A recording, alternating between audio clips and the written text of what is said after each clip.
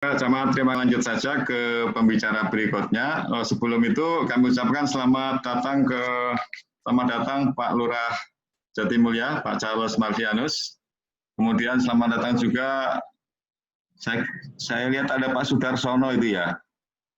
Walaupun tulisannya Sugeng Esa, tapi kayaknya gambarnya gambar Pak Sudarsono RW 15 ya. Betul ya Pak ya? Ya, selamat datang Pak, Bapak RW dan Bapak Lurah. Baik, kita lanjut ke presenter yang ketiga, yaitu Bapak Supriyanto Kasman, yang biasa dipanggil Pak Yayan. Beliau adalah warga RT 9 RW 15. Kiprahnya di lingkungan cukup banyak dan sudah banyak sekali menangani banjir di tahun-tahun sebelumnya. Nah, tema yang diambil adalah Perumahan Jatimulya SOS bencana banjir. Nggak tahu SOS itu apa? Mungkin Pak Yayan bisa menjelaskan.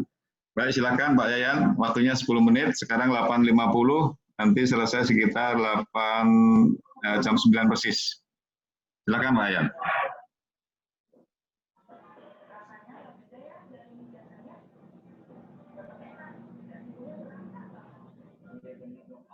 Halo, Assalamualaikum warahmatullahi wabarakatuh. Waalaikumsalam warahmatullahi wabarakatuh.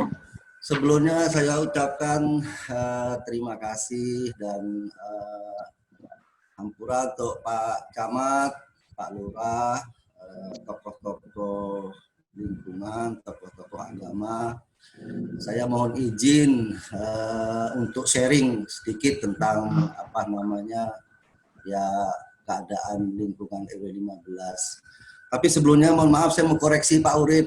Ya. Pak Urip, nama saya Supriyanto Kusman, bukan Kasman. Pak, maksud saya Kusman, Pak. Ya, terus yang kedua, saya di RT 001 RW 15, bukan RT 9. Oh iya. Nah, terima kasih, itu aja. Jadi mohon maaf juga kepada Pak Camat dan Pak Lurah. Kayaknya saya kali ini ngambil satu tema yang agak ekstrim ya. Jadi saya sampaikan bahwa Perumahan Jatimulya SOS bencana banjir. Ya ini karena di latar belakangin gini, kita lihat 2 tahun terakhir bahwa banjir di Jatimulya itu makin tahun nggak makin rendah, tapi makin tahun makin tinggi. Itu yang pertama. Yang kedua itu banjirnya biasanya 1 kali tiap tahun masuk rumah gitu, yang bakal tinggi itu 1 kali. Sekarang yang tinggi 2 kali. Saya khawatir kayak orang panen padi, ntar 1 tahun 3 kali banjir, maksudnya banjir yang masuk rumah tinggi gitu ya. Nah, karena 1 kali sudah menjadi 2 kali, terus kita dalam kondisi sekarang ini belum tahu arahnya mau kemana ini di RW 15 di Perumahan Jatimulya. Tapi alhamdulillah tadi Pak Camat sudah memberikan kisi-kisi. Nah, ya. Jadi ini mohon maaf tidak bermaksud untuk mengembalikan ingatan kita kepada satu hal yang lumayan menyusahkan, menderitakan kita, tapi saya mengajak untuk merimain kepada bapak-bapak, tokoh-tokoh lingkungan, kita itu pernah ngalamin seperti ini gitu. Kita pernah ngalamin seperti ini. Dan apakah ini akan berakhir di tahun ini? Belum tentu. Belum tentu ini sampai ini belum tentu.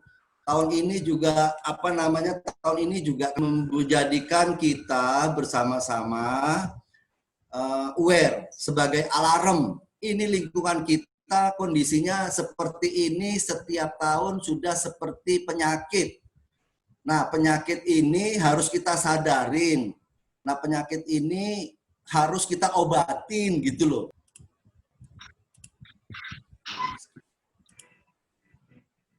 Nah, ini nyun sewu untuk Pak Camat, untuk Pak Lurah. Ya ini saya harus katakan apa adanya bahwa belum ada realisasi penanganan banjir dari pemerintah Pemda ataupun dari Pemprov.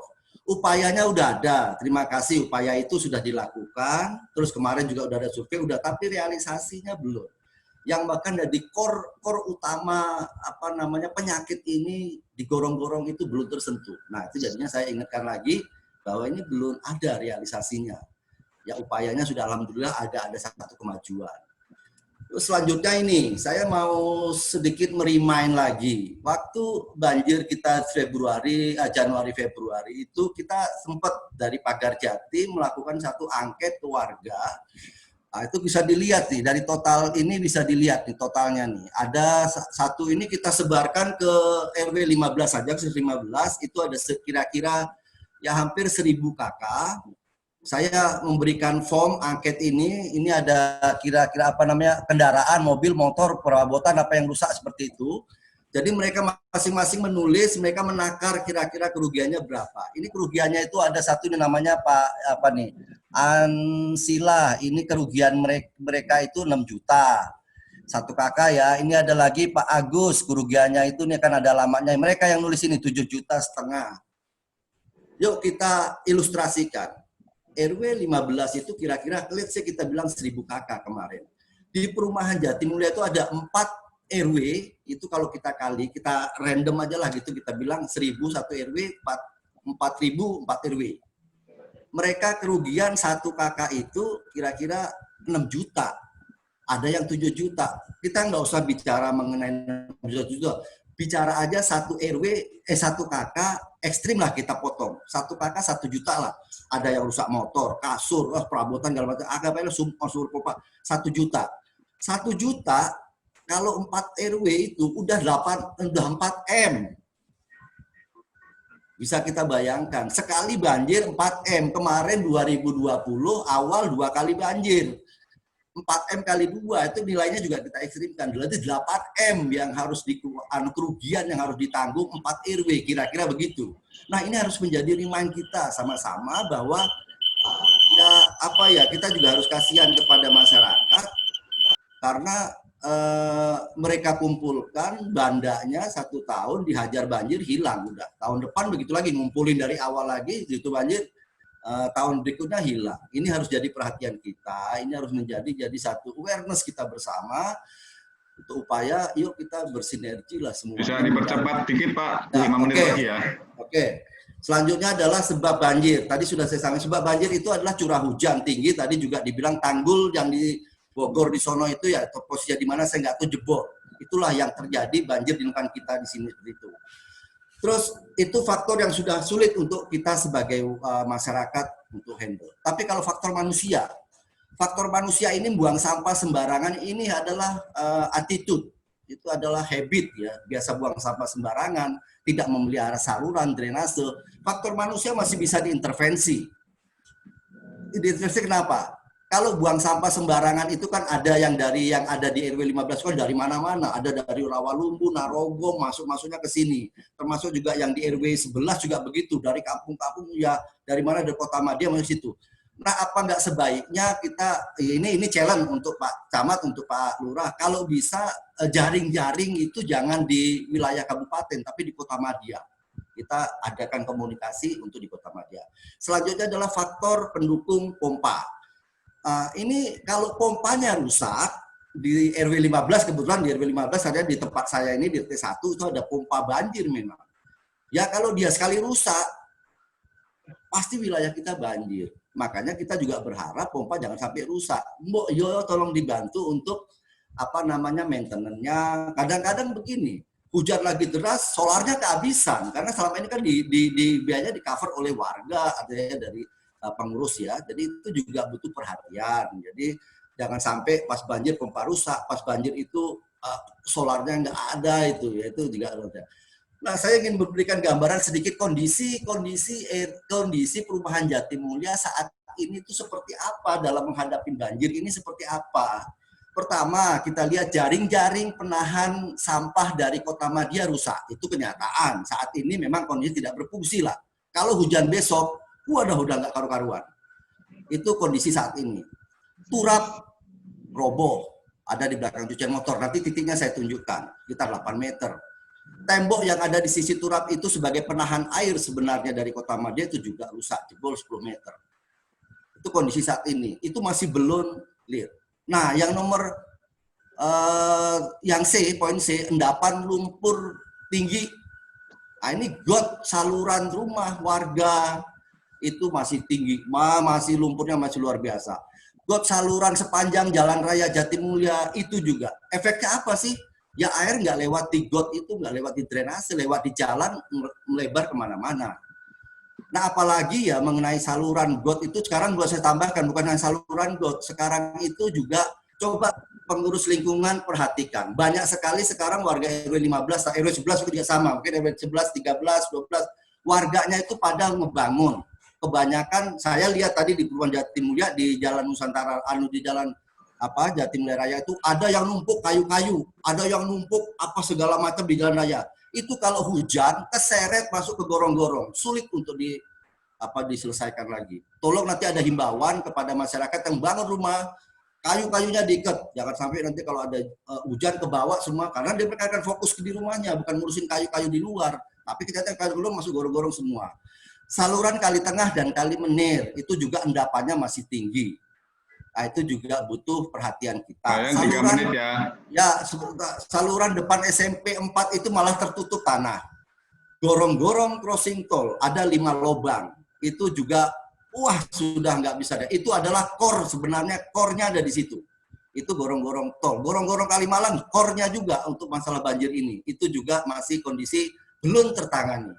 Tumpukan sampah di beberapa titik itu juga masih banyak. Lubang resapan biopori hampir tidak ada di RW 15. Nggak tahu saya di RW 13, 12, dan 11 saya belum tahu. Tapi di RW 15 hampir tidak ada. Ada 1, 2 lah situ satu RT. Peninggian turap kali belum menyeluruh. Nah ini harapan kita nanti. Jembatan Jalan Raya Jatimulya belum tersentuh. Walaupun ada informasi tadi akan ya, oke lah. Tidak memiliki kolam retensi untuk penampungan air dari Kota Madia, itu jadi PR kita juga. Pompa banjir tidak maksimal. Kita sekarang ini tersedia 2 pompa banjir tapi 1 genset. Nah, kalau bisa mah dua-duanya, ada 2 pompa banjir, 2 genset. Dengan kondisi yang ada saat ini, maka membuat Perumahan Jatimulya itu tidak akan banjir jika kemarau. Jika kemarau, menurut saya, tadi saya lupa mengenalkan bahwa saya adalah pemerhati lingkungan. Ini sebagai pemerhati lingkungan. Nah, sedikit tentang ini, Pak Urip, saya tambah sedikit aja nanti Pak Urip waktunya ya. Ini saya kasih tahu. Nah, tadi yang saya bilang mengenai tanggul yang jebol itu ada di sini. Ini cucian motor nih. Nah, ada di situ. Nah, kalau temboknya di sisi ini. Nah, ini dari Kota Madia. Dari Kota Madia ini air semua ngalir sini juga dari kabupaten ini. Kita ini daerah rendah. Pada saat banjir kemarin 2020 awal, inilah kira-kira gambaran kuning ini adalah gambar banjir. Kita daerah rendah. Ada 4 RW di situ. Salurannya hampir semuanya sana aja dipasangnya gede yang kuat. Pembicaraan dengan lurah, dengan camat sono. Jangan sampai kita dibebani masukkan di area kita, karena impact-nya juga akan ke kita. Itu, jadi ini ada beberapa, ini juga area pembagiannya ini harus diurus oleh Kota Madia dan Kabupaten. Oke, itu yang saya inikan. Ini juga saluran ini ya, Kali Menir ya, kira-kira beginilah arahnya juga ke sono. Ini juga masih ada hambatan, endapan, gorong-gorongnya masih harus diperhatikan, apalagi Kalimalang. Itu. Terus solusinya bagaimana nih? Kira-kira kita bicara solusi. Solusinya adalah selesaikan PR ini selesaikan. Jaring-jaring penahan sampah dari Kota Madia yang rusak, pasang yang baru. Kalau bisa jangan di kabupaten masangnya, kita nego sama lurahnya Rawalumbu atau lurahnya itu pasangnya daerah sana aja, jangan daerah kita. Jadi mereka jadikan komunikasi ke mereka. Turapan yang roboh, segera kita agendakan untuk dipasang, tembok juga. Ini terutama endapan lumpur yang tinggi, saluran got. Saya menghimbau kepada pengurus lingkungan supaya yuk kita mulai kerja bakti, waktu ada 2 bulan. Saluran keluarga, warga-warga yang ada kerjaan pembangunan rumah, kayu-kayunya harus jangan ada berserakan lagi di selipan itu, karena begitu hujan semuanya akan masuk gorong-gorong. Termasuk di depan jalan raya itu saya lihat banyak sekali. Ini saluran sepanjang Jatimulya. Saluran Kali Tengah dan Kali Menir ini harus diperhatikan. Sekarang ini sedimennya tinggi sekali sedimennya. Makanya ini perlu juga kerjasama kolaborasi antara masyarakat, tokoh lingkungan dan pemerintah untuk kita sama-sama lihat itu dan kita selesaikan. Ini semuanya harus diagendakan normalisasi secepatnya.